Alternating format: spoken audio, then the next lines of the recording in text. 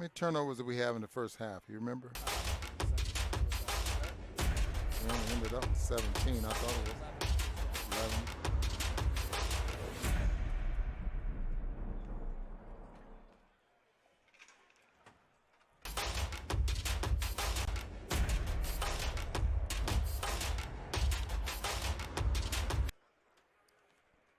Welcome to POSTCAST. David Locke along with Ron Boone after the Utah Jazz fall to Giannis Antetokounmpo in one of the great performances of an MVP career already. The Jazz with lightning shooting stay in the ballgame but fall in Milwaukee. We'll break it all down. Coming up next on POSTCAST. POSTCAST is brought to you by the store at 6200 South, 20th East.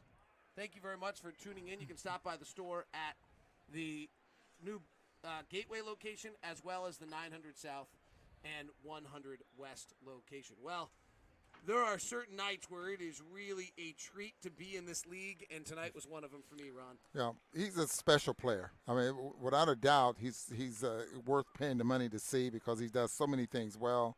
Plays up above the rim, drives to the basket.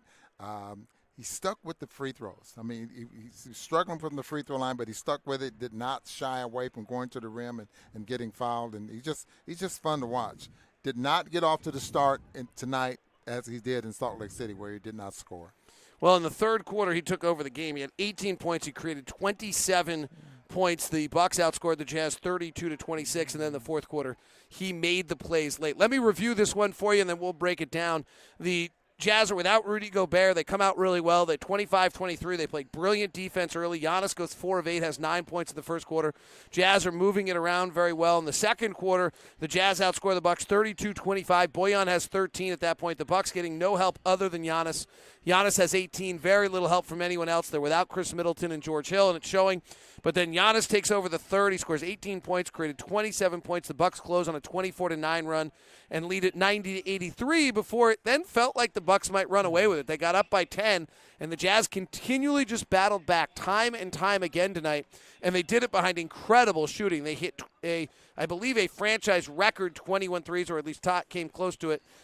Hit 5 of 10 in the fourth quarter. They took 45 tonight, which is what you've got to do against the Bucks. So the Jazz, great shooting and great balance tonight. They got great bench work. Ingles 15, Moutier 12, Green 11, Niang 13. So, Ron, from a Jazz standpoint, Giannis obviously is the headliner. That's what the league will talk about. From a Jazz standpoint, what jumped out tonight? Well, what jumped out was the fact that the Jazz, as you just mentioned, they just continued to fight and stayed in the basketball game, did not give it up. Obviously, their defense was not as great without Rudy, but the offense was great there as well. It really made it a fun basketball game, especially to watch. But I think you pointed it out. They got good production from a lot of people in the basketball game because Donovan Mitchell only had 12 points after the third quarter, and what did he have? 8 at the half. So it wasn't Donovan that really helped the Jazz get to where they were. I mean, it was everybody else around him.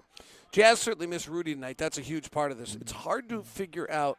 The game was so dramatically different offensively without Rudy, and in a good way, frankly. They spread the floor, they shot a lot of threes, and they went down. So, it's a make or miss league.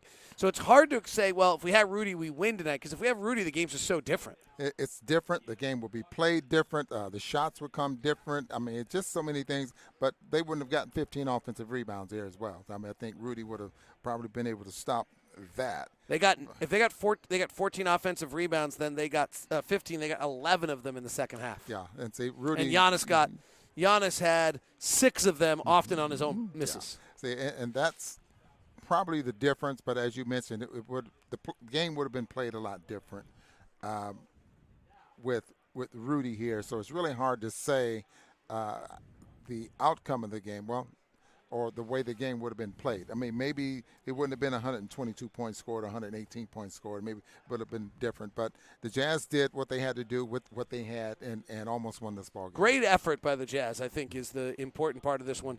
And they did your point is, without Rudy, if you're going to play, this is how you had to play tonight. You weren't going to be very good defensively against Giannis without Rudy and without Ed Davis, so you're going to have to fire the threes. They took 45 of them. They made 21 of them.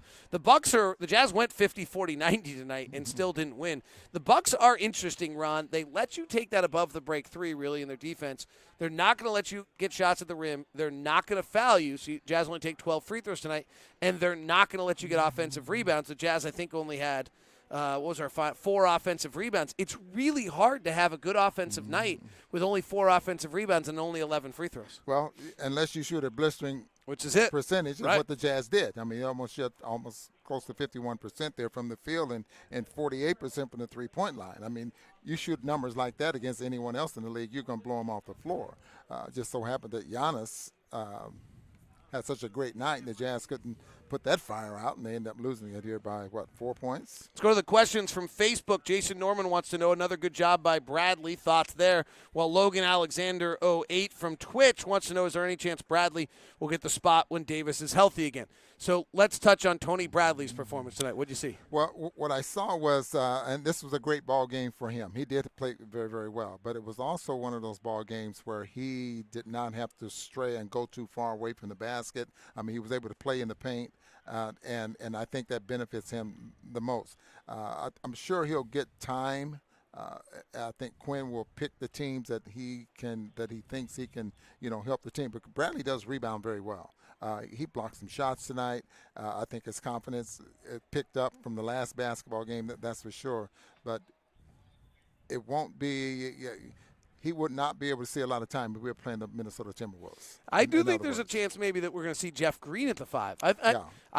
I think that may have earned some time in the sense that it's just such a different look for this team than something it's had before. And Jeff has played, frankly, better in those minutes than the other minutes he's played. Yeah, I expect that as well. And like I said, I think Quinn will be able to play with all three of those players at that center position, and it just depends on who they're going to be playing. Jeff Green gives you some three-point shooting, something the Jazz do not have at that position. Like to see him rebound a little bit more or harder or be more aggressive around the glass, rebound out of your area instead of waiting for the ball to come to you in order to rebound it. And I think the Jazz will have something there.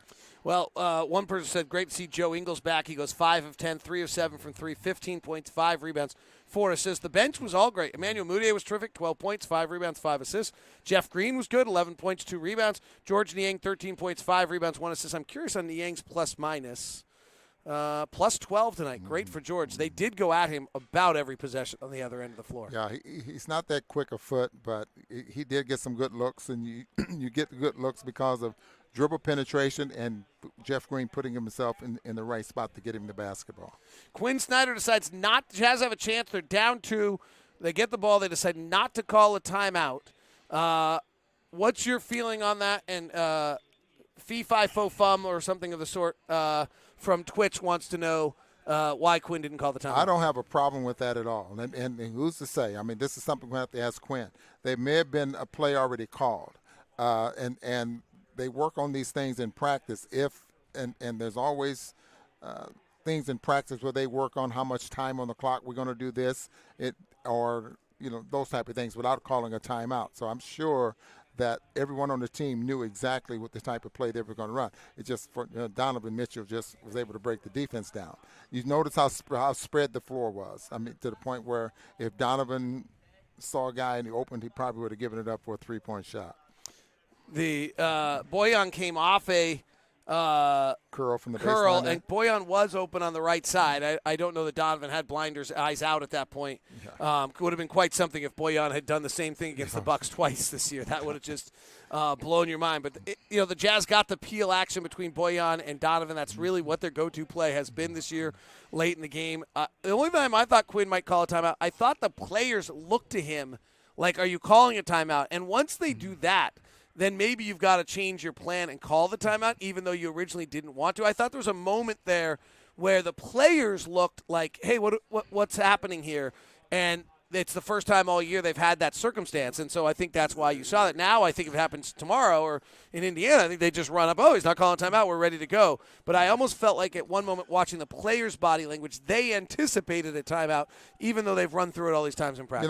I didn't see that, but if that's the case, it could show the timing and the rhythm off of that. But you also now are at like 6 seconds left, and you don't have a lot of time. And I was going to say that defeats the purpose of working on that type of situation in practice, and then not execute it, not trying to get it done, late in the clock. What was it, 7 seconds? Yeah, I mean, I think they got the rebound with about 10 or so, somewhere in there. So it's not a lot of time, and then you got to worry about getting the ball in bounds and they blowing the play up there as well.